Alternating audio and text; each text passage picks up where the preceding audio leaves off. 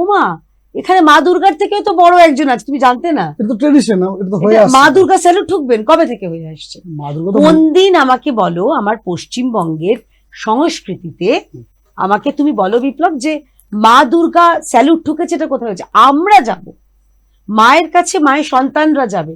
এখানে উল্টো, এখানে মা দুর্গা দিদির কাছে আসছে স্যালুট ঠুকে, দিদি আমাকে আগামী বছর আনবেন, আমি যেন আমাকে দেখবেন একটু করে, উনি যাচ্ছেন।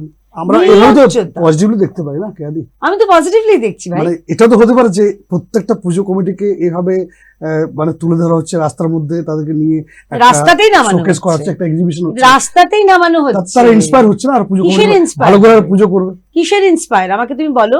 ধরো আমি সংখ্যা যদি এতে যাই, মানে 100 বছর আগে, আচ্ছা 50 বছর আগে যতগুলো পুজো হতো, কালের নিয়মে সে পুজোগুলো বেড়েছে। এরকম তো না যে রাতারাতি এখানে আমাদের অনুপ্রেরণার জোয়ার আসার পরে পুজো বেড়েছে, তা তো নয়। স্বাভাবিক নিয়মে পুজো বাড়ছে, কারণ স্বাভাবিক নিয়মে আমাদের জনসংখ্যা বৃদ্ধি হচ্ছে। এবং আমাদের বাঙালিদের মধ্যে একটা প্রবাদ আছে, 4 জন বাঙালি এক হলে একটা দুর্গাপুজো হয়। আমরা এতটাই ভালোবাসি, তো সেইভাবে বেড়েছে। এইভাবে মাকে রাস্তায় নামিয়ে এইটা কোন অনুপ্রেরণা, কোন উন্নয়ন আমি জানি না ভাই।